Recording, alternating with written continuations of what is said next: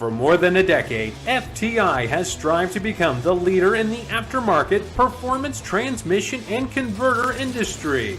We've joined forces with McLeod Driveline Components under the leadership of Top Fuel Funny Car pilot Paul Lee, and now have a larger distribution network, more resources, and more power. Come see us in the pits and ask how you can join the FTI family. It's not cheating, it is the competitive edge. This is WFO Radio. Hey, everybody, welcome back. WFO Radio back on the air. We're live streaming, we're podcasting, we're doing it all as the NHRA gets ready for the Western Swing. That's right, Denver, Sonoma, Seattle, 3 in a row, consecutive weeks. The traditional swing, first time since 2019, pre-pandemic. Think about that, ages ago. I am so excited to get up there, especially to see our race fans in Seattle. I was thinking about that just the other day. We got the voice of the NHRA, Alan Reinhart, going to join us just a couple of seconds from now as we get ready to talk NHRA Camping World Series and Lucas Oil Series drag racing. You know, Reinhart was out there at the divisional race this past weekend. We'll talk a little bit about that. Got some sad news we're going to get into as well, all coming up on the show. If you're a drag racing fan, if you love the NHRA, I ask you to share the show. As simple as that. Share the show. Click share or retweet or whatever you do to let your personal network in on this. I like to hope it would be worthy of that, especially not so much because of me, but because of the expert guests that we have on a regular basis. Tomorrow, we're going to hear from Summit Racing Equipment NHRA Nationals winner Robert Height, going to be on the show.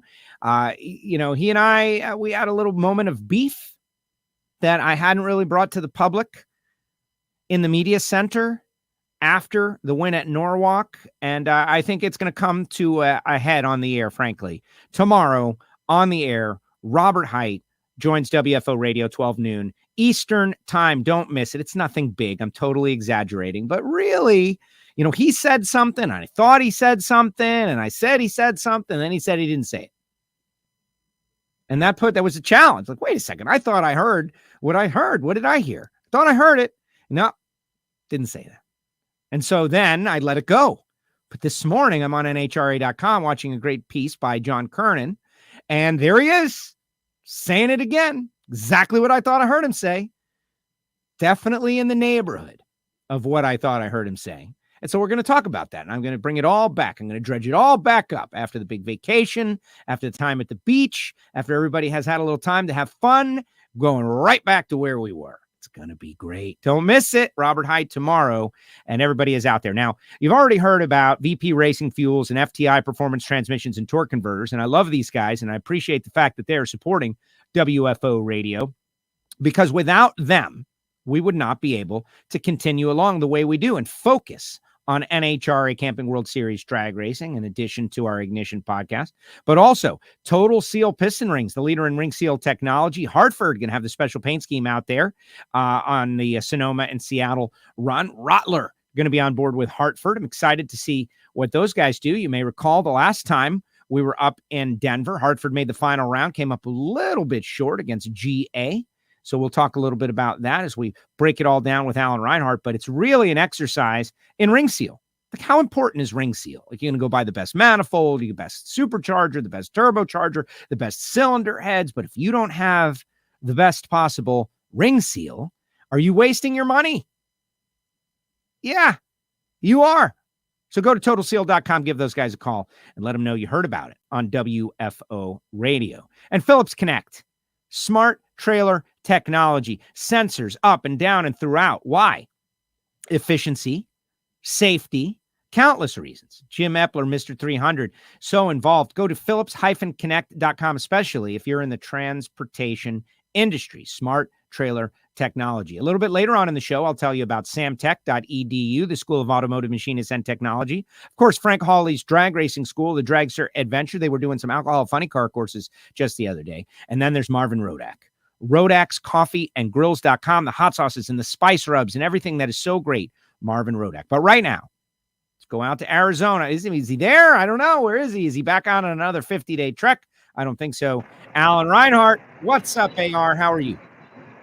I'm good. You certainly should recognize where I am. Anybody that watches on a reasonably regular basis. Came home, flew back yesterday, and getting ready to go to Denver. Pop quiz. Did you ever get the fender on the Mustang fixed? Nope. You know, who am I? Glass houses, throwing stones. I got an engine on a stand. I got parts everywhere. It's a yard sale. I'm not judging, just questioning, wondering. No, with mine, I'm waiting on my body man. I've got a really high-end body shop here in town, paint body shop, that is going to fix the thing for me. Because, obviously you don't take a car like that to, the $39 we paint anything, guys. And he's just busy. So I told him, when you get a chance and when you're ready for it, let me know and I'll bring the thing to you. And so that's where it stands. I like it. No, it makes a lot of sense. Look, we've got such great interaction going on out there on the socials. And everybody is super excited about this Western Swing. A lot of people watching on YouTube and the WFO app and all these different things, just saying good morning. Jim is like, good morning, WFO Nation. We are a universe, sir. We are the WFO universe, just like that new Webb telescope taking all those great photographs of the great beyond 14 billion years ago.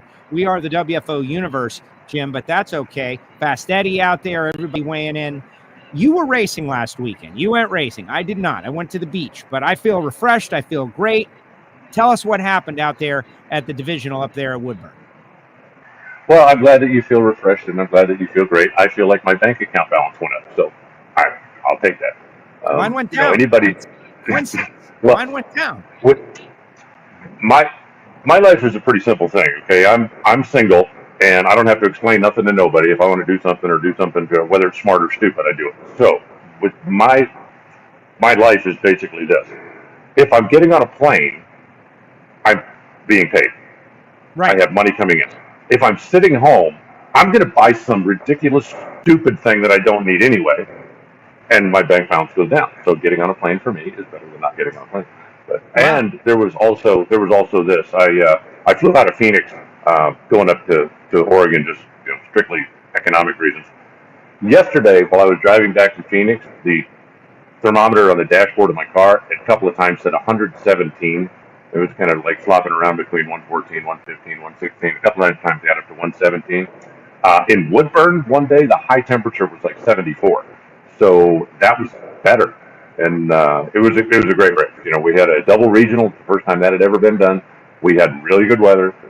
The facility is spectacular. Obviously, when a racing family owns a racetrack, they are going to make sure that they've got a good racetrack, and they make sure that everybody has a good time. So we had 2 complete races, and that includes alcohol cars running 2 complete races, and just great weather. Had a good crowd and had a great time. It was really a lot of fun. I love going back up there, and I hope Sherry and Joey keep inviting me year after year. That is great. That is great. Alcohol results, if you got them off the top of your head. If not, we can move on. But, everybody can go to Drag Race Central to find the round by round of everything that happened.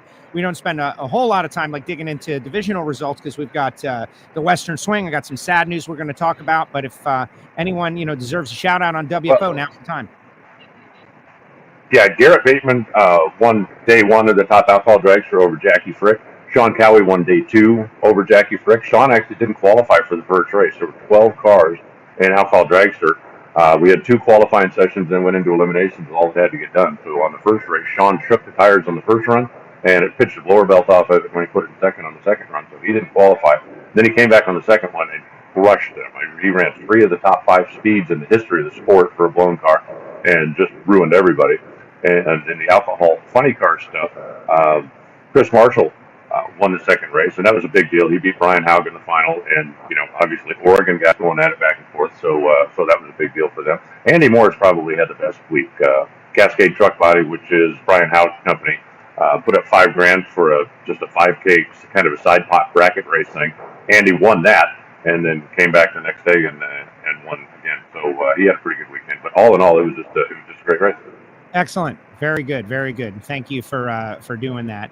Nick Janik. I'm sorry. Nick Janik won alcohol funny car the first thing. I don't want to leave him out. He had a good weekend also. Yeah, don't leave Nick out. Plan B, right? Which I love hearing that. I'd like to hear Chris Marshall doing well as well. They have been so great over the years. Were they in their own car, or were they in the Gasparelli car. No, he was driving Gasparelli's car. It was really interesting though that Jackie was runner-up both days in the dragster, making the trek all the way out from New York or New Jersey, and Brian was runner-up both days in the funny car, and he considered that his home racetrack. One of the Cascade shops is only about 10 miles away from there, so he was disappointed that he didn't get to win at his home track, but Chris Marshall was sure excited about it. So it was just all in all a pretty good day. It was a pretty clean race. Not too many incidents. We had a top sportsman car that got into the wall. We had a funny car that went into the stand. But everybody walked away and all the safety equipment did what it was. So 4 days, a lot of races, a lot of fun, and that's it. Like I said, it's a track that's owned by a racing family. So they understand what they need to do to make it a good race for the racers. They certainly understand, how to show the spectators a good time as well. And just we had great weather. We had a great event. Excellent. Great news. Great news. For those of you watching in the chat section, watching the live chat, you see someone every once in a while talking about hitting the like button. I appreciate this guy doing this, right? As a live streamer, apparently you're really supposed to goose the audience into clicking likes and putting comments in the YouTube section. Our YouTube channel is growing. It's a nice steady grow. But listen to this guy if you like what you see. Appreciate it. Unfortunately, like a little self-plug right there before we get into some very sad news, I can genuinely say that one of my favorite starting line interactions as the fuel cars go away or vice versa, depending on, and Pro Stock rolls out, was with Royce Freeman.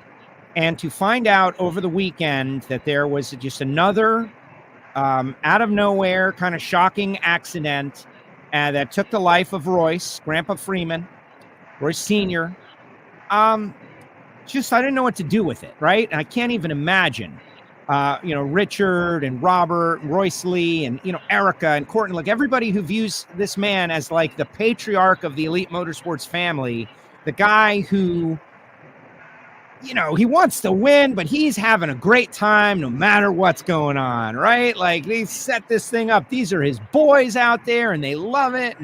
And whatever it is, he's got something positive to say.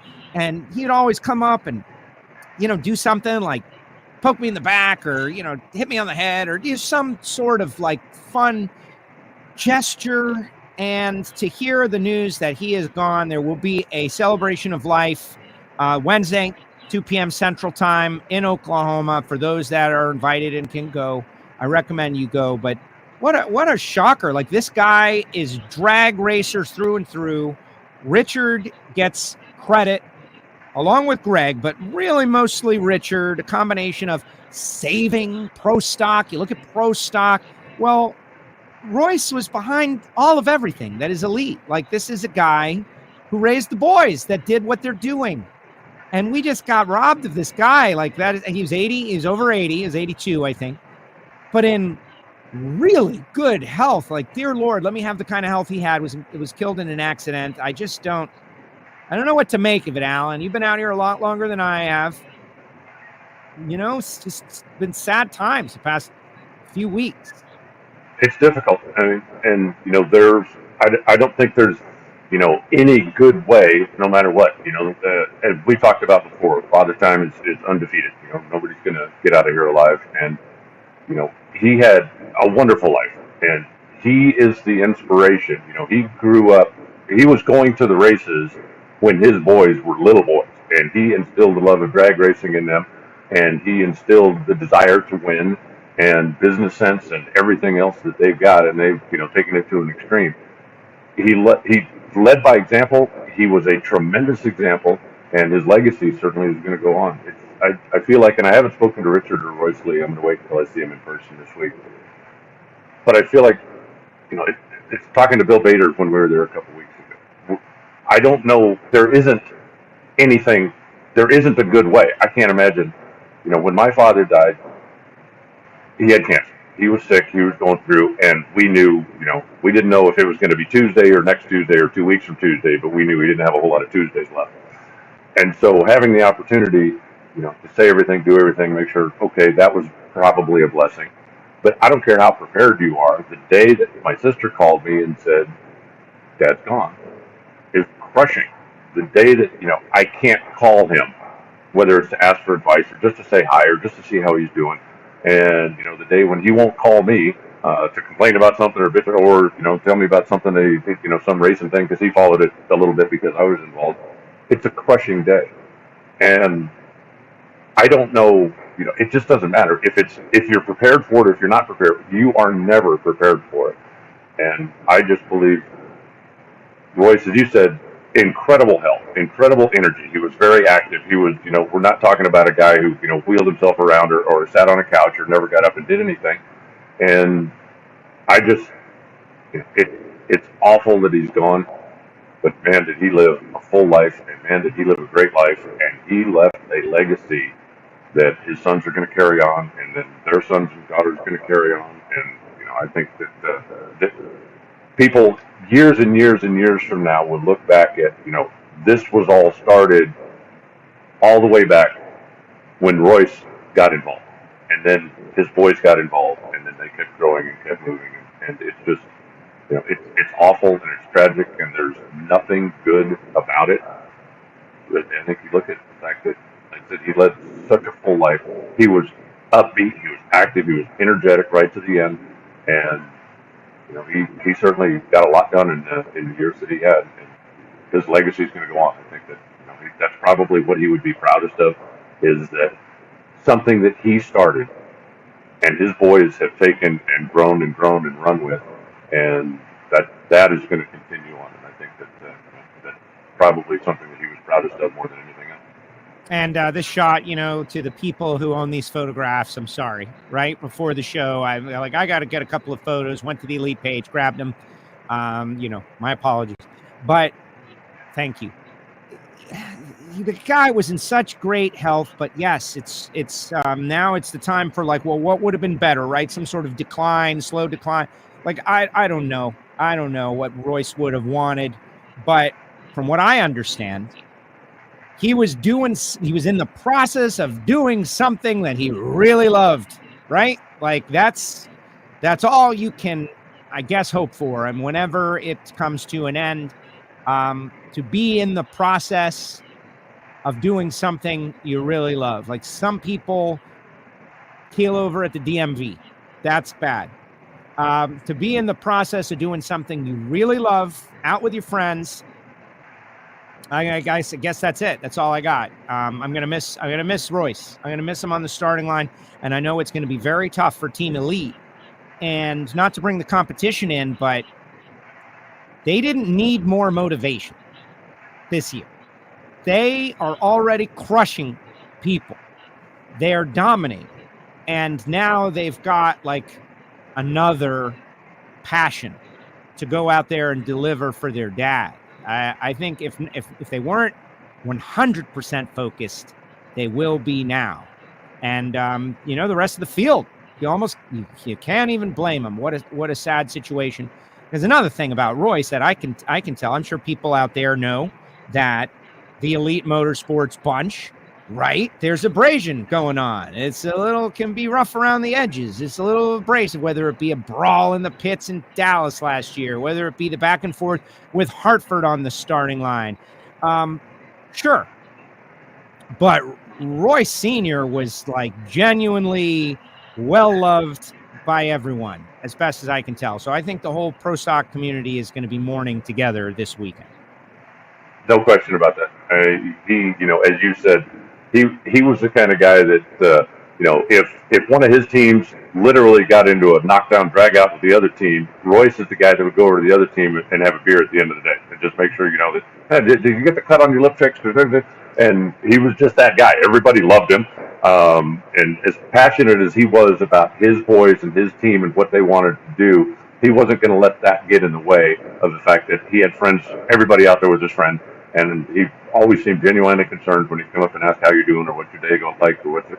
And yeah, he's we're all going to miss him. And that's no matter what you thought of Elite Motorsports, you loved Royce Sr. It's as simple as that. Yeah, absolutely. Well, the guy was he was operating at a different level out there because he was a part of the competition, and he loved when Erica drove the bitch back and all of that.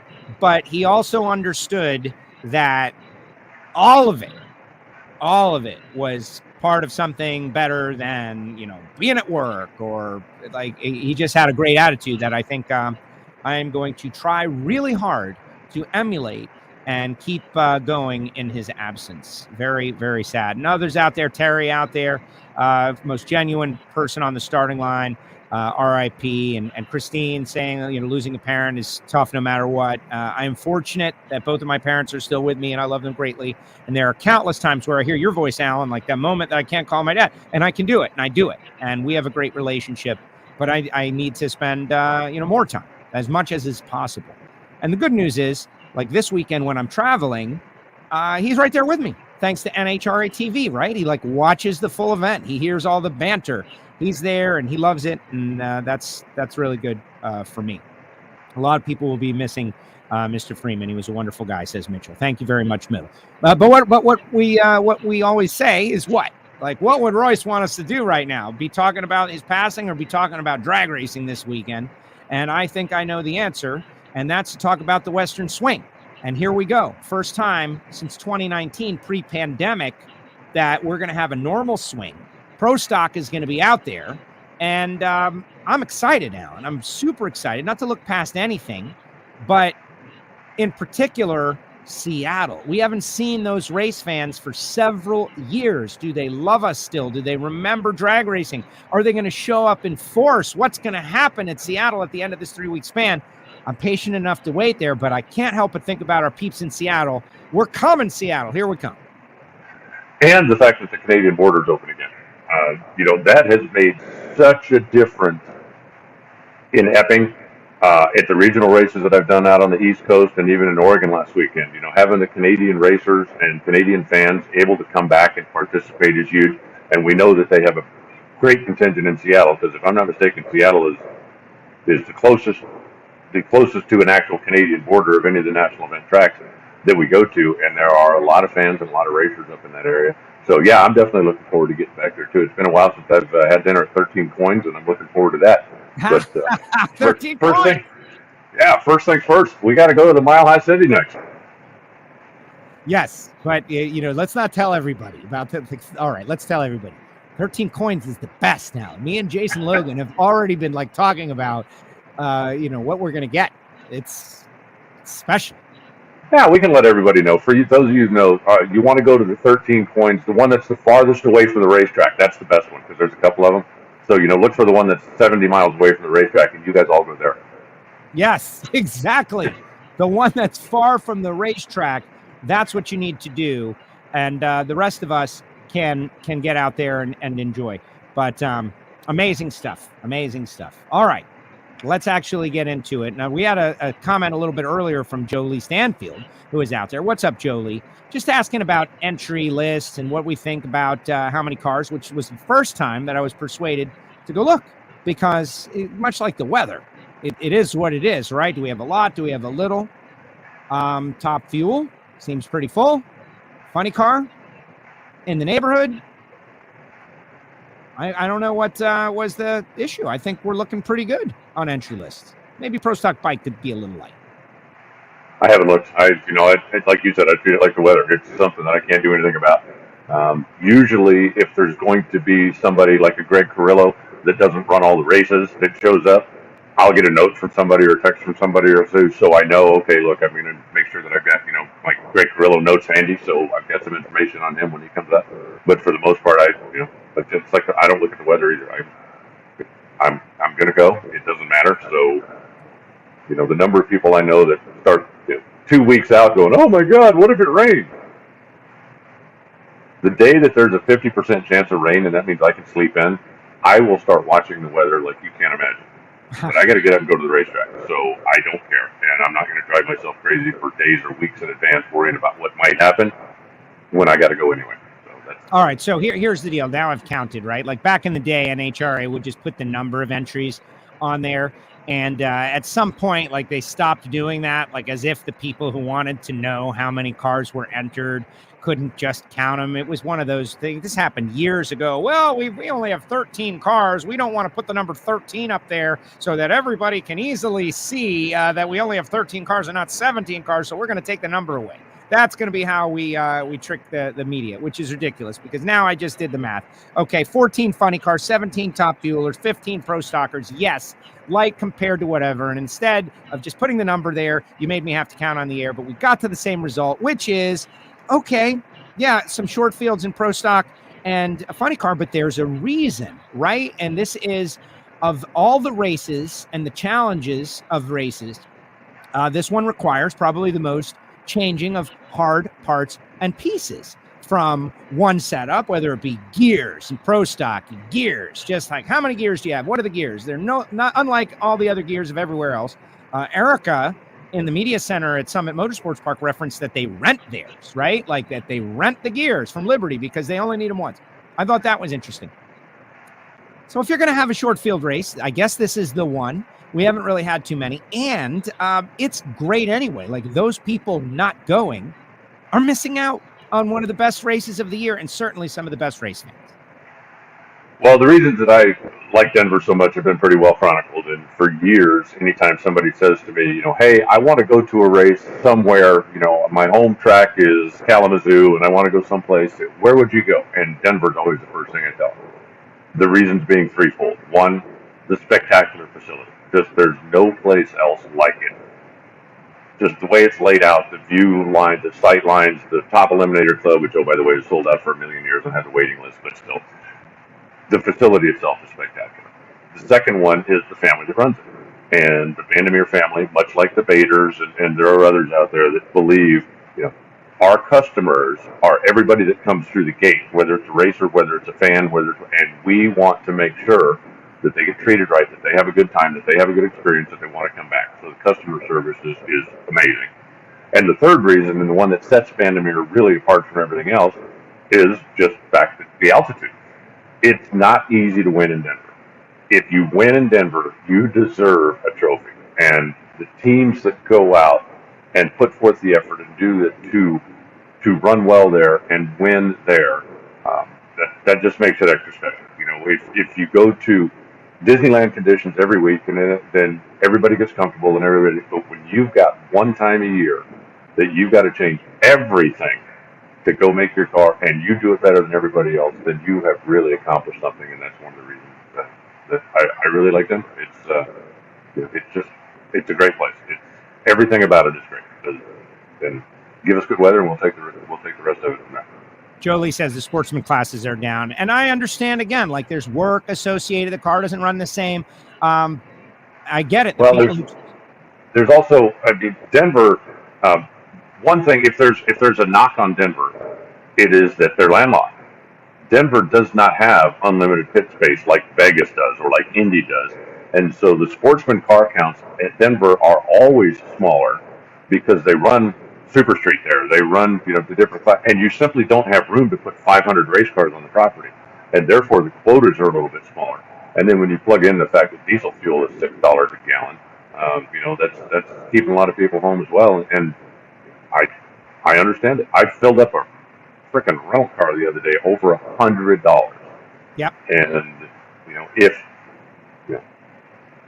for most of the racers, they will tell you, hey, look, okay, a few $100 extra isn't the reason we race or don't race.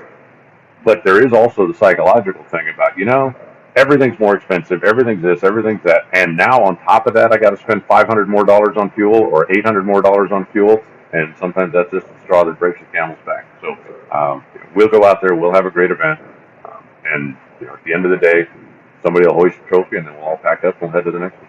That's it. The science of the economy, right? Like we're not going to get into that because who's to blame? What's to blame? Oh, listen, everybody's got a different answer, and everybody's answer is based on what they want to be true, right? Because it's the economy. We don't like. There's so many factors. There's wars. There's this. There's that. So here's the bottom line: they're trying to slow down the economy because that's what's causing runaway inflation.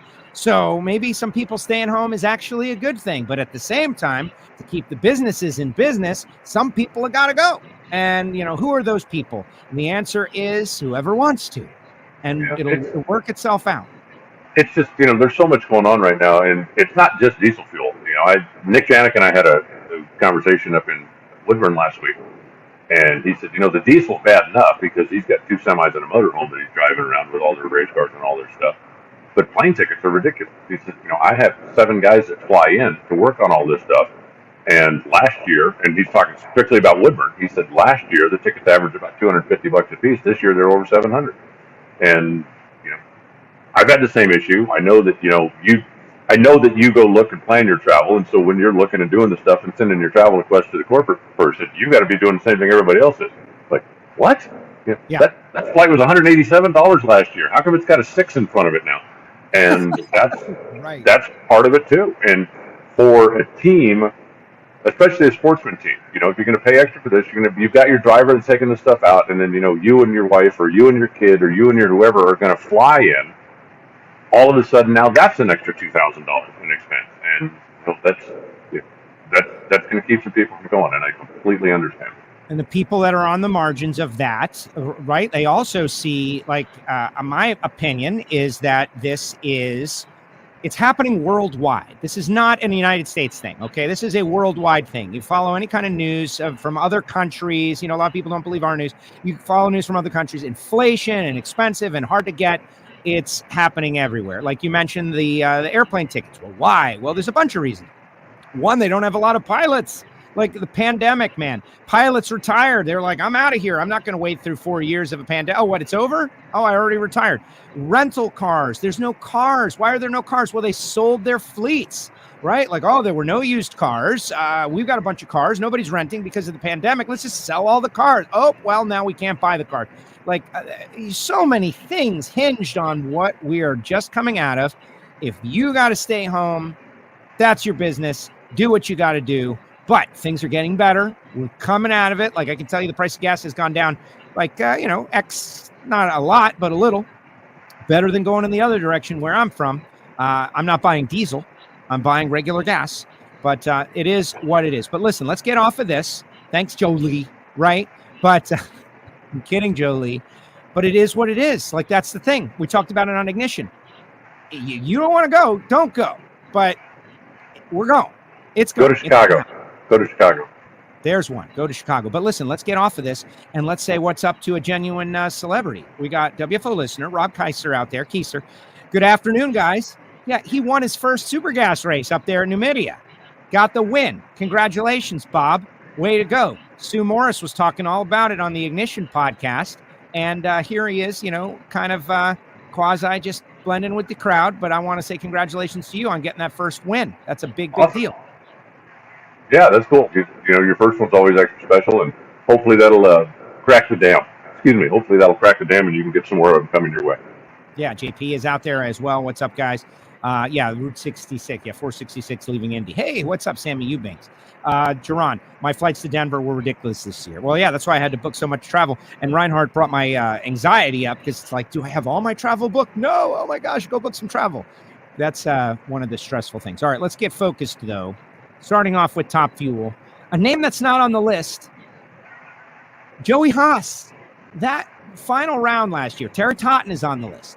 But Joey Haas, that was a great Cinderella story and one of the reasons to race Denver, because some of the big teams do get tripped up in Denver. And if there is a place where an underdog story is going to go on to the final round and not pull the cylinder heads all day long and still make it, this could be the place. And Greg Carrillo is racing and a couple of others. I find that to be intriguing. Well, Joey Haas had, a Cinderella day, but when the stars line up, right? I mean, somebody goes red, somebody has an oil leak, and so if you just happen to be the right place at the right time and get the recipient of all of that good fortune, then good on you until you get run over by the Torrence train in the final round. But I guess I'm a little surprised that he's not going to come back. But the car will be there, and if they're going to put somebody else in it, if they're going to have Terry drive it this time, then good on them. They're going to come back, and they're still going to be fan favorites. I guarantee you, from the first qualifying session to however long they last on Sunday, the fans that are out there are going to be remembering what they did last year. So we'll see if lightning can strike twice. Alex Laughlin going to be back out there as well, plus the usual suspects. Cameron Foray going to be back out there. It looks like a pretty good crowd. Rob Passy, who is from Salt Lake City, going to be out there for you people who root for the underdog. Alan, what are some of the things that, less air. So you got to do all you can do to make more pop, right? So compression. We're talking about head gaskets, but what else do they do? Are we talking different pistons? Yep. Yes. We're talking about different rods. Are we talking about different everything? What are some in a nitro car? What are the different actual parts? Talk amongst yourself for a second. I think I have a Denver piston.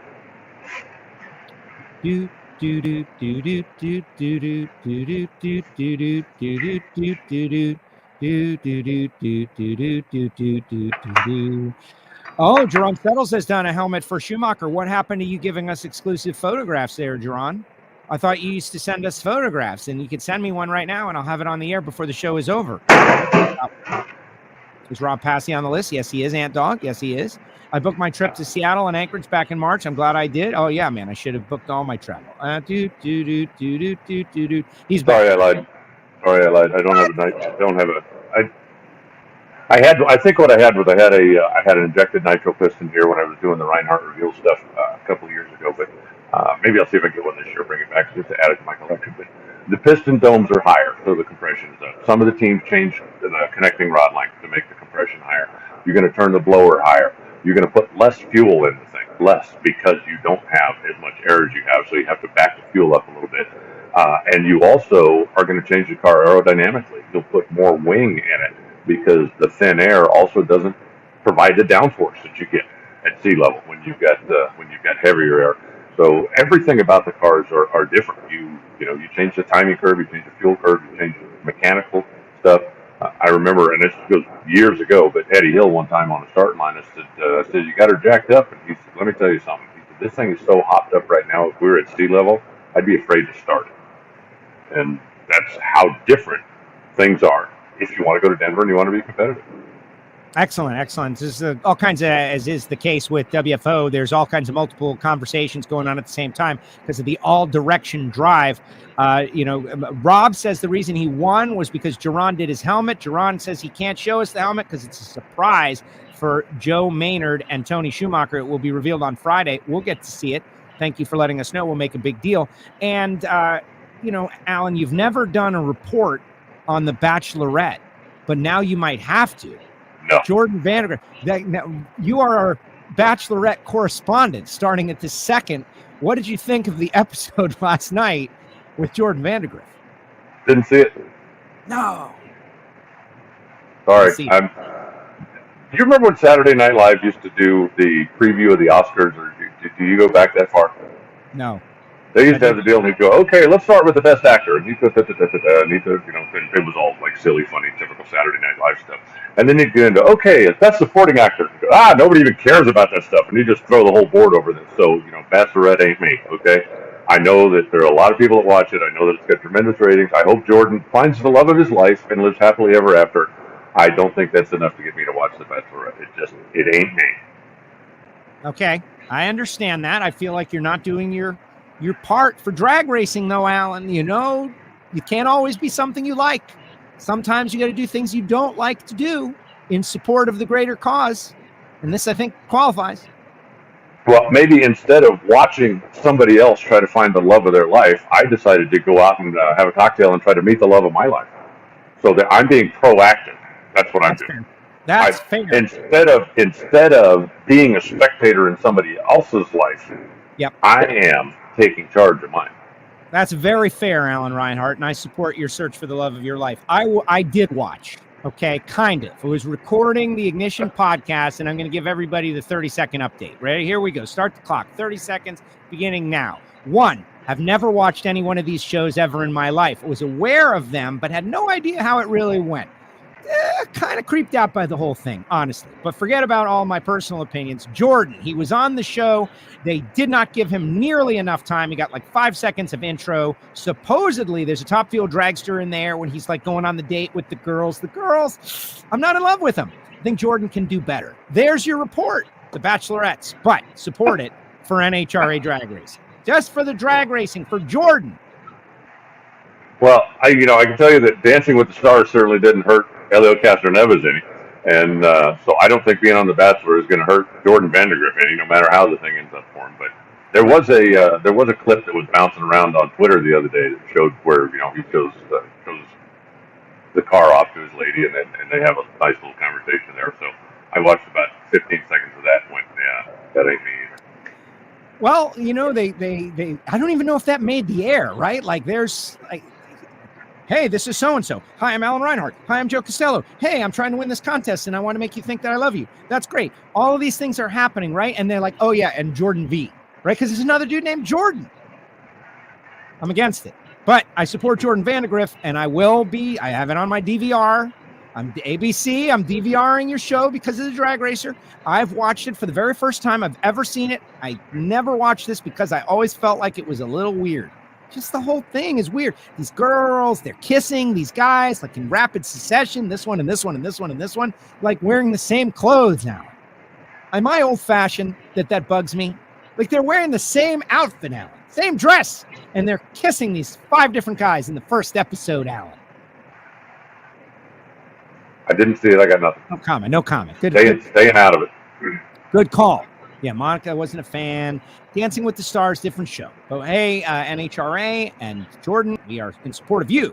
Plus, fun fact, Dancing with the Stars actually reached out to Ashley Force at one time and asked her to come be on the show.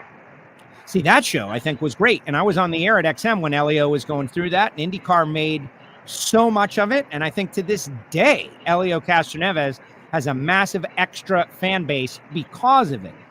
But that's a different kind of show, right? Like that's a talent show as opposed to whatever this is, which I am still trying to figure it out. I'm not totally against it just yet. Steve Brenwald is out there, says he'd have to return his man card. You know, I don't know, man card or not. But good report, Alan. Great job. I can't wait to hear next week's version. Got nothing.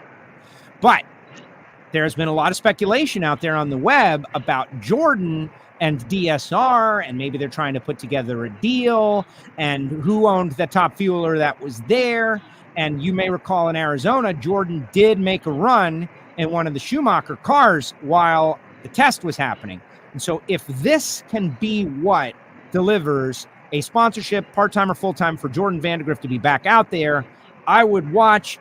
I'm making the promise right now. If we can deliver a full sponsorship to Jordan Vandegrift because of this, I will watch 2 episodes in their entirety. That's my pledge. All right. Well, because I don't want to seem completely unsupported, if this can turn into a full-time sponsorship for Jordan Vandegrift to be back on track, I will sit here and listen to you talk about watching the shows without muting my computer and throwing up. We've got a deal. We've locked it in. And if Jordan does get a full-time sponsor, it's definitely partially because of us. And it's certainly no secret that Jordan had been talking with and working with the Schumacher team with DSR, that if he was going to come back and drive, it was most likely going to be a DSR car. Because remember, Bob doesn't have his equipment anymore. Right. He sold all of that stuff to Josh Hart. So if they were going to come back, the plan was always to come back as a DSR house car as opposed to being a separate entity. So it's not like that's a secret, but, hey, if we can get a top fuel car on TV and show it to probably 98.7% of the viewers didn't even know what drag racing was, then I'm good with that. I'm not going to watch it because I already know what drag racing is, but if everybody else gets a glimpse of it, I'm good with that. That's exactly right, right? And it's really funny to see everybody like pulled in different directions. They love drag racing. I just can't. Mark is like, I just can't. Scott, he loves drag racing. He watches it. I just can't. But Jordan, there's going to be ladies that love him out there, and we'll see how it goes. So we'll see how it goes. All right, moving on. Lauren wants to know about Austin Prock. She loves Austin Prock. Do you think he could win one of the races at the Swing in Top Fuel? Is he still the defending champ in Denver or in Seattle? He is, isn't he? That is a great question. 2019, I think so. Right? Yeah. He'd be the first guy to come back 8 years later and still be the defending race winner. He retired and he's back. Yeah, I think the longest. Nah, that doesn't really count. I was going to say when we went to Norwalk for the first time, Clay was the defending Top Fuel winner, but that wasn't even 4 years ago. That would have been more recent than that. Do I think he can win? Absolutely. They have shown, that car is solid, is consistent, and, break on race day, and he certainly can get up there. I still think that, Brittany is the class of the field. I don't think there's any question about that. But there's a lot of cars out there that are closer and closing in and getting faster, and so we'll see. I mean, let me put it this way: I will be very surprised if anybody in Top Fuel sweeps the swing.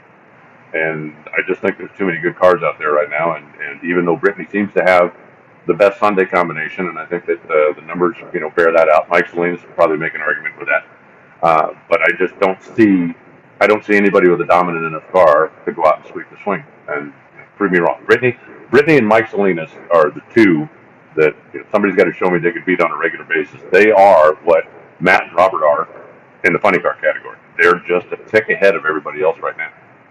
As someone who's gaining experience at all times, I have elected to not discuss, and I've taken my cues from you on this, discuss even sweeping the swing until we find out who wins Denver, right? Like, who wins Denver? Because then it might not even be a conversation. Let's see after Denver, definitely. Who wins Sonoma? Yeah, right. And if you don't when do you talk about the World Series sweep? After game one? Of course no. Not. After game three. Yeah. Get something behind you first. But I don't know. It's going to be, it should be. It's going to be good to be back to the classic Western Swing. It's going to be the first time, and I'd have to go back and look, but I bet it's the first time in 10 years that I'm going home between every one of them. I've stayed out and either ridden the Harley for a number of years, or driven up the coast, or driven a truck a couple of times, and I'd have to go way back to find the last time that I flew home between every race. But I'm going to do that this time, so it'll be a different swing for me too. I am doing that. I'm flying home each year because of many reasons. The 2 days at home are just invaluable. I can get things done, do some WFO, work on some stuff around the, the house, the shop, the garage, help my parents. Got to come back. But 1 year I'm going to do Pacific Coast Highway, Sonoma to Seattle. I just got to get the right thing. Results 2019, the defending race winners in Seattle, Austin Prock, John Force, Matt Hartford. And we all remember the Wing Walker, Austin Prock. Don't do it again, Austin. Sorry, it was cool, but man, scary. But Hartford. Actually, if you want to do that again, Austin, I'm all for that. John Force, don't climb the fence again. Yes. Excellent. Okay, let's talk. Very scary, but a great moment in drag racing history, right? Like, remember watching a 16-time champ fall on his head. That's always a great moment. Oh man, and I did the media center interview after that, Alan. And like, if I write a book, like, I can imagine what you've got in your I'm going to write a book storylines. But the John Force comes into the media center after falling off the fence. What a great moment that was. All right, funny car. We talked about the short field, but the people that are going to be there, right? Caps, height, obviously Hagen, the big three of the year, the big 2.5, if you want to call it that, those who are expecting Caps to get up there. But J.R. Todd, like, this is where it's time to put on the accelerator. You're the yellow fellas. This is kind of where they start to come alive each year, right? Like right around now, and by the time they hit Indy, they're capable of winning. At the conclusion of this three-race swing, if a team isn't running well, are they done? Well, you do still have Topeka and Brainerd before it. So I wouldn't say they're done, but I think the pressure's ramping up a little bit. One of the things I'm really looking at in Funny Car is I want to see how the Toyotas perform, because a lot has been made about that body, and certainly we've seen Caps has won with the thing, and the JR and Alexis still kind of working their way through, trying to find the balance, trying to find the comfort spot. But Denver's where you need more downforce. And if that body is truly superior, then Denver's where it's going to show off. And I'm really looking forward to seeing what the Toyotas do compared to the field. If they as a group step up, then I think you can give a lot of the credit to the Gazoo Racing engineers who put together that group. Absolutely. All right, Alan. A little. This is all over the place today. A little breaking news, and maybe you know this, or maybe you just didn't. NHRA has announced the first 4 races of the 2023 season on NHRA.com. Yeah. And according to what I am seeing, the first race, Gainesville. The season will begin March 9th in Gainesville, and then go west to Arizona March 24th, and then the Lucas Oil Winter Nationals on March 30th. March going to be the big start to NHRA in 2023, starting off with the Amalie Motor Oil NHRA Gator Nationals, an experiment we tried during the pandemic, and people liked it. I thought it was pretty cool, kind of interesting, and obviously a harbinger of things to come. What do you know? Just that. I saw that on NHRA.com. I haven't spoken to anybody about it. I haven't, but I know, the rumor about that was out there a couple of weeks ago. It was kind of being floated through, the professional teams and the pro organization in the pits. But I think they're looking at a couple of things. One, the expense, right? If you come all the way west, run Pomona and Phoenix, and then go all the way east, and then come all the way back out for Vegas, versus would it be better to just start, they'll go down to Gainesville. A lot of the teams test in Florida, so I would not be the least bit surprised to see if there was an NHRA sanctioned test, potentially even Gainesville, a couple of weeks before the Gator Nationals. I assume that the hatchling race will still take place, so that would preclude testing at least on those days, but perhaps it could be during the week. And then, run that race. The teams have a chance to go home, and then they're going to come west and run 3.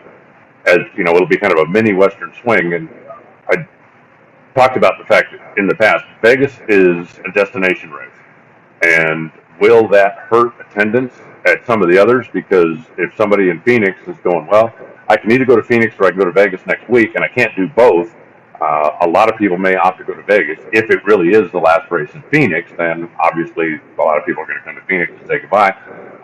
We'll see how it works. I mean, I've never been a fan of having a lot of races geographically close together, also close together on the calendar, simply because you kind of make your fans choose.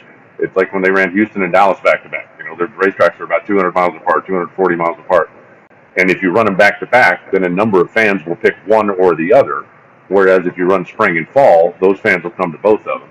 But I do think that, in the times we're living in now, and especially with, the cost of everything, the travel, the stuff that we were talking about earlier, I think that you've got to try to be flexible, and you've got to try to do things to help your teams as much as, as doing things to help your fans. And now, potentially, could a fan take a couple of weeks vacation and hit all 3 of them? Sure, if they're in a position to do that. So maybe we'll have some hardcore fans that come do that. But I certainly understand the reasoning behind it, and I'm looking forward. It's going to be weird to have a whole another month at home, though. Because usually by the 1st of February, I mean, my suitcase is packed, and I'm like, when do we go? When do we go? When do we go?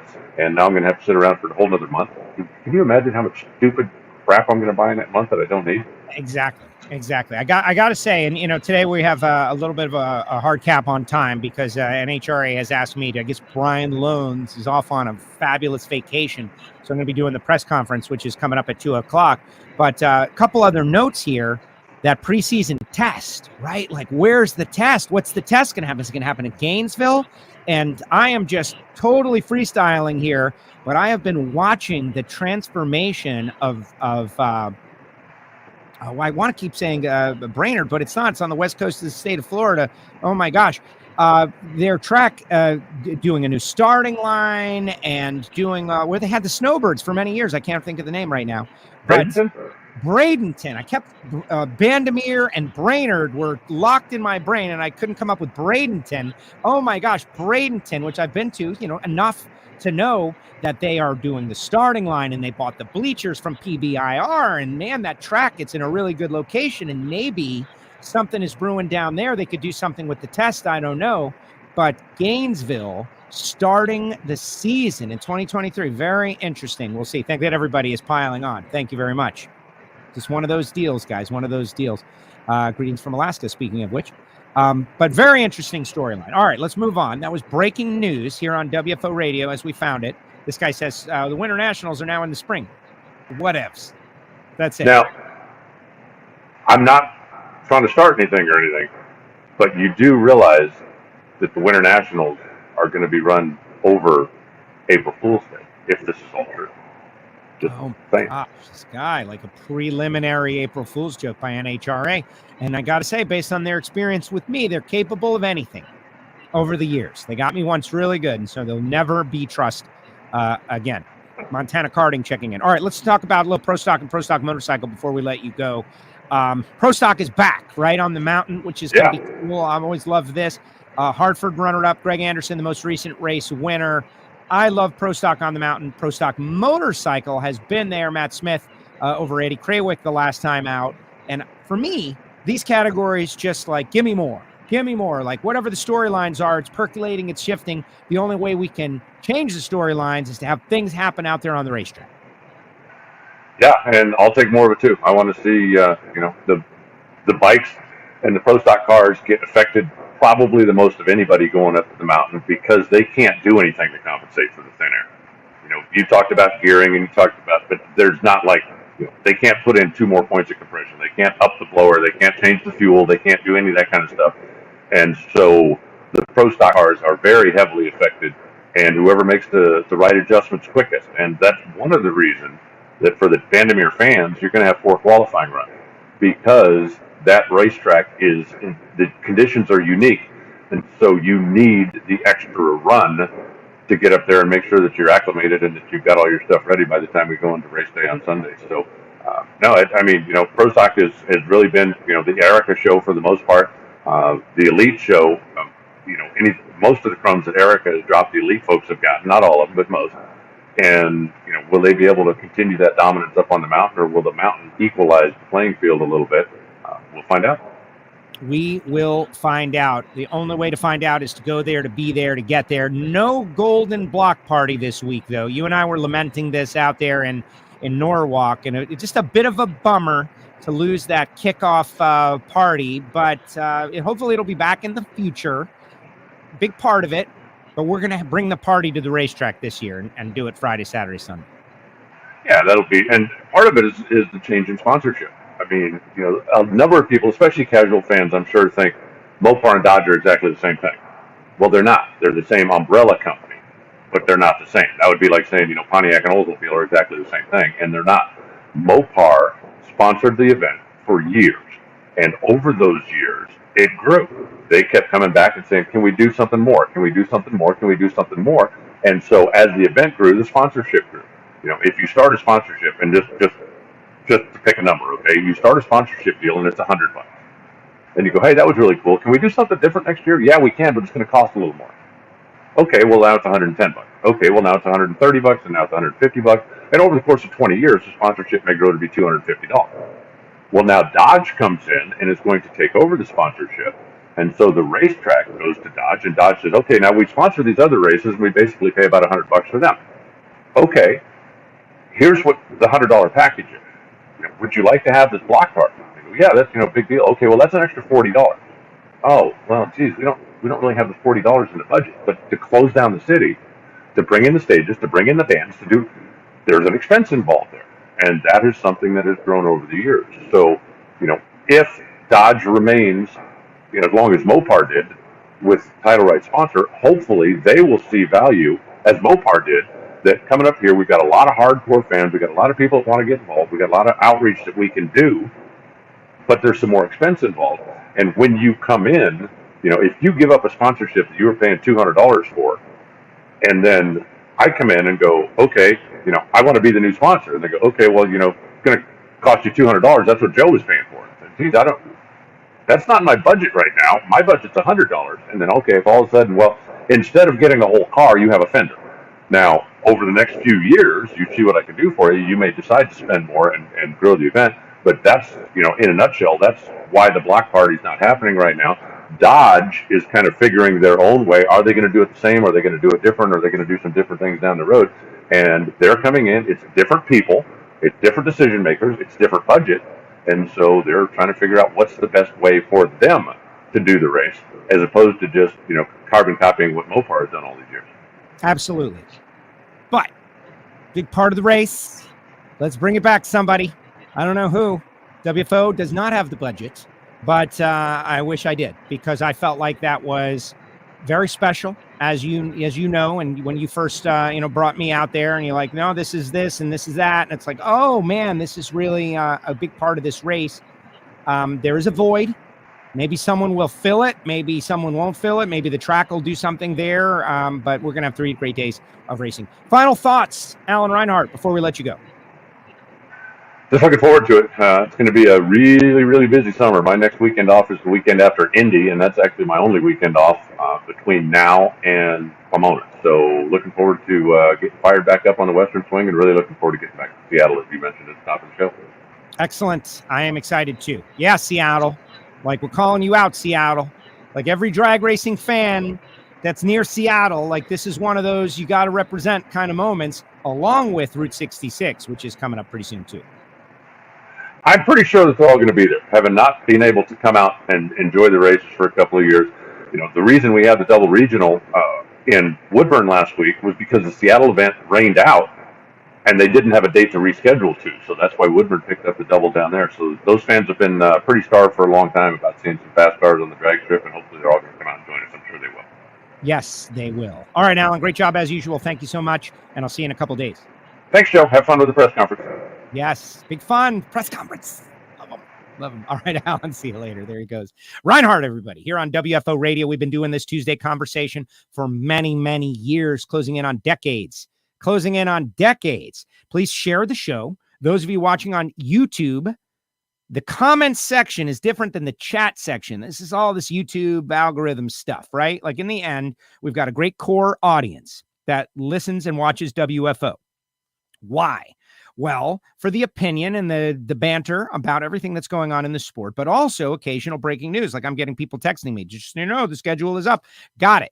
Thank you, virtual producers of the schedule. It was funny, as I was looking at the schedule earlier today, and I saw 2023, and I was like, and I didn't click on it because I was getting ready for the show. And then one of our virtual producers out there in the live chat was like, 2023 schedule out. Went to the schedule, was genuinely shocked that Gainesville would be the first race. Now, somebody did say, seems like a missed opportunity to not move it up a week after the Daytona 500 would be the perfect vacation trip for fans. And the answer is maybe, or maybe moving off of a 50-year traditional date would be a negative for some traditional fans. I don't know. And are those NASCAR fans really NHRA fans? It's NHRA. It's motorsports anyway in North Florida. Like, are people flying into there? Not really. I think Gainesville is a drive-to race for most of the people. You've got a lot of retirees, a lot of people. That race, Gainesville, I think, could support two races, frankly. I think the state of Florida could definitely support two NHRA national events, much the way California supports three events. We are the third most popular state. We have a massive car culture. We've got all these people with money looking for things to do. Why not have a second NHRA national event in the state of Florida at some point? That's what I am hoping. I am hoping at some point, been advocating for as much as is possible, just something a little further south, like the South Florida area where all the people are in Florida would be great. But we'll see. Look, Duran is out there. See you Thursday, Joe. Yeah, Duran, we'll see you soon.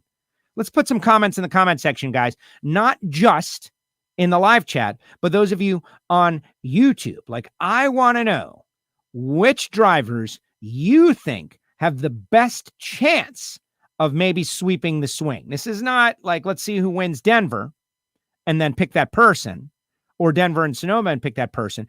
I want to know which driver have the best chance of sweeping the swing. Put the names in the comment section on YouTube, and we'll see what you have to say. Monica says, never understood why Florida didn't have two races. Well, because Florida is something different now than it was 10 years ago.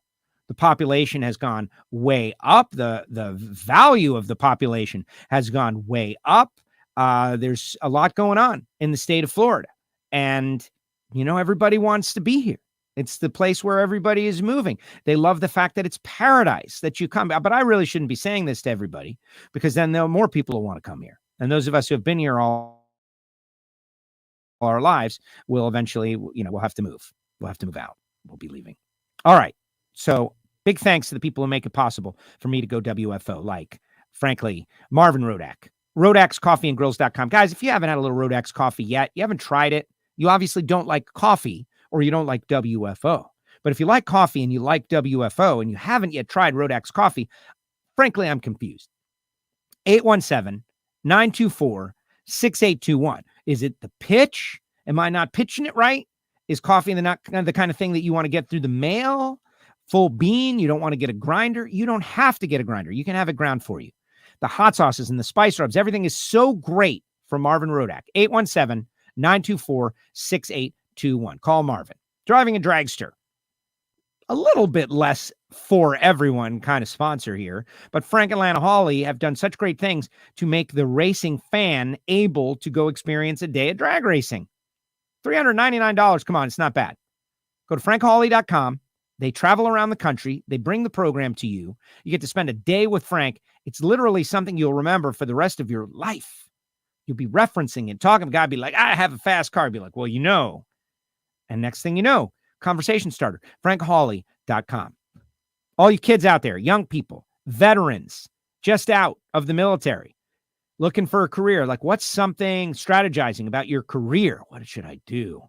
What should I do? I'm going to become a radio DJ. Big mistake. I'm going to become a machinist. Better job, better idea. Samtech.edu. They're approved to train veterans under the GI Bill. They've got block, engine block, cylinder head programs, motorsport, EFI tuning. They do so much. Get Brian Massengill on the phone. Ask for him specifically. Brian Massengill, samtech.edu. Plus our great friends at Phillips Connect. Justin Ashley looking to get back out there. This guy's been on a bit of a tear. Justin Ashley breaking through with some wins and looking good in the points. Trying to get up there and rival the Brittany Forces and the Mike Salinas. And he's really right there. But it's not about Justin Ashley as much as it is telling people about smart trailer technology and the folks at phillipsconnect.com. Total Seal piston rings, of course, the leader in ring seal technology. How about Hartford having a little moment, as in he was a runner-up in Denver the last time Pro Stock was there, and he's the defending race winner in Seattle the last time Pro Stock was there. Is this going to be a breakout moment for Matt Hartford and the Total Seal team in Pro Stock? Could be. We'll have to see. But regardless of whether or not they break out, you can always break out when you're finding hidden horsepower with Total Seal piston rings. Like we did an interview with Charlie Garrett. The guy's over 80 years old. He lives in Pennsylvania. Sprint car engines, but really a passion for drag racing. Started out in drag racing, ran Pro Stock. And it's just some of the things he has to say about working with Total Seal. Great stories, but informative as well. Check out the podcast, totalseal.com. Plus our great friends at VP Racing Fuels and FTI Performance Transmissions and Torque Converters. When you think big money bracket racing, when you think success in .90 racing, Pro Mod, Top Dragster, Top Sportsman, huge power and an automatic transmission, you should be thinking about FTI. Transmissions and torque converters. They even have their own blend of transmission fluid, thanks to all of our great sponsors. And if you would like to join the WFO universe, you actually can become a VIP listener member at patreon.com/WFO radio. You can find all of this stuff on our website, WFOradio.com. Now, I'm going to blaze out of here pretty quickly because I got to be ready for this press conference in a few minutes, which means I don't know. What does it mean? But I still have time for your comments. Let's see what you have to say before we bounce on out of here. See what everybody's got to say. I never expected so much general hate for The Bachelorette until I watched it. Jordan. The kid was the shining spark of light in an otherwise dark and dreary 2 hours. I had it on in the background while we were watching Ignition or doing the Ignition show, which you can listen, popping it up and down, like waiting for the Jordan appearance. Just not my kind of thing. Normally, I can find the silver lining in anything. The silver lining in something like this is the silver. But I'm not the target demo. I'm just not. It's a chick show. It's really what it is. Except most of the chicks I know don't even watch it. It's not even a chick show. I don't know what it is. But by far, Jordan Vandegrift was the shining ray of light on the program. All right, let's see what people have to say. Blake going to be out there. That was exciting news. Thank you, Blake. We'll see you in Denver. Blake going to be out there. Jim, where's the other bike? Asking Alan about. I couldn't put that up there because then it would start a larger conversation. Sammy's going to be out there. He needs a bass player and a drummer. Do we have a bass player and a drummer out there for Sammy Eubanks? Get a whole band going on. Lauren giving her picks. Camry Caruso, Matt Smith, Leah, and J.R. Todd. I like them, Lauren. Those are great picks. J.R. Todd. I haven't spoken with J.R. on the show for a long time. Got to get JR on the show. I would love it if he'll do it. I don't know. Great show today, Joe, says AJ. See you Thursday. Monica, never understood why Florida. Okay, now I'm all caught up. Erica, Mike, Robert. Okay. Salinas, Caps, Erica, Angel. Okay. Salinas, getting the picks now. Mike Salinas, he's the dominant guy out there. Salinas, Erica, Caps. All right. I think Steve Torrence or the Sarge or Brittany has a good chance to sweep the swing. I think this is where Steve Torrence gets back to his winning ways. And he's the most recent race winner. And the difference in the tune-up, everybody else has evolved their tune-up, except for that tune-up, right? I think we're back on the, has everyone evolved their mountain tune-up just yet? I don't know. I don't know how often you evolve that. I think Torrence still has the hot setup for Thunder Mountain. Just saying. Great ignition, Joe. Thank you, Scott. Hopefully everyone will go check it out. Walt, what's up, Walt? Hot take, Geron will sweep the swing. It all starts with one. Walt, I thought of 50 things to say about Geron. They were all negative, but kind of funny, and I decided to hold them all back because I want to see Geron Settles win one race so much that I don't want to do anything other than support your idea. Yes, Geron Settles, sweeping the swing. Do it, Geron. You said Bradenton bought PBIR grandstands. Is PBIR a done deal? No and yes. Go to the web, man. You can find a whole bunch of stories. They don't want to sell. The warehouse deal is dead. Like, if you want it, the drag racers killed the warehouse deal. The warehouse deal is dead. It will not become warehouses to those certain people, but new people are welcome to buy it and turn it into something else. So there you go. There isn't a comment section on my end. You got to be watching on YouTube after the video is live. And then you put comments in the comment section. Lived in Oakland Park, Florida. I have no interest in moving back to Florida. Thanks anyway. Well, good. Well, you got to give something to get something. Erica, Steve-O, Matt. Me and Scott are on the same page. Not dissing, just saying. Once you slow down, it's very hard to get the speed back up, Jim. That's the thing. Forgot Pompano, former Floridian. A sweep of the swing is difficult regardless of class. Perhaps Salinas or Brittany or Erica. Yeah, Erica is really the smart money. Any idea on attention to the pits? Garrettson, we just had Nick and Joanne Iarussi and the Godzilla car. You did not make a comment about that. Why not? And today, Keith Mayers in his Porsche. You think your little dragster? Yes, it's coming soon, Chris. I have no idea when, but I'm out of that. Like, once I produce them, like once I do the interview, it's off my desk. And so I don't really know. Those shows are so cringy. That's the word, cringy. Yes. And I'm sorry to make the reference about the girls wearing their same dress and they're kissing. Never mind. Erica, John Force, Brittany Force. Show tomorrow. Robert Height. Yes. Robert Height tomorrow, 12 noon. Gator Nationals always occurs at the end of bike week. Press conference on Google or YouTube. I don't think either. I think it's a private thing. I really don't know. Not going to be in Denver. There's no comp this year. Oh, that's a bummer. My mom says it's Cruz, Antron. Look at all these people stacking up. Sammy, I got drumsticks. If you rent me a kit, Lonnie, you're in with Sammy. A betting man would not bet on anyone sweeping this. Yeah, that's true. Like, it's a very long odds thing. Had to close YouTube, came back. Now 27 likes. Good. More likes, man. Keep fighting the likes. I saw that one and I watched it. That's good, Chris. Thank you very much. Yes. Oh, great show. No, the answer is no. Great show, Joe. All right. And on that note, we're out. Going to go get ready for the NHRA press conference, which starts in 15 minutes. Who's going to be on the press conference? Antron. Going to be on the press conference. Greg Anderson. Going to be on the press conference. Should be pretty interesting. Cruz. Matt Smith. Wow, this is a big one. What have I got myself into? All right. Time to shape up. Godzilla car was great. Thank you, Mike. That required something extra. We left the track over hill, over dale. If you haven't seen it, guys, I don't want to say it's the one I'm the most proud of, but it's definitely the one that there was more thought and more effort put in. And Nick and Joanne Iarussi were so wonderful to us. And The only way I can ask you to repay their kindness on my behalf is to share it. Share it. That's all you can do is share it. The Godzilla car. Like, I remember seeing that car come to the starting line, and I thought, oh my gosh, this guy says, I think your cam is out of focus. There's no focus on these cams, man. This is it. Maybe it got kicked down to a lower setting. We'll work on that for the future. Anyway, all right, guys. Western Swing this weekend. Come on out. Get some WFO swag in the WFO store. And we're super excited about it. So we'll see you next time right here on WFO Radio. Tomorrow, Robert Height, 12 noon.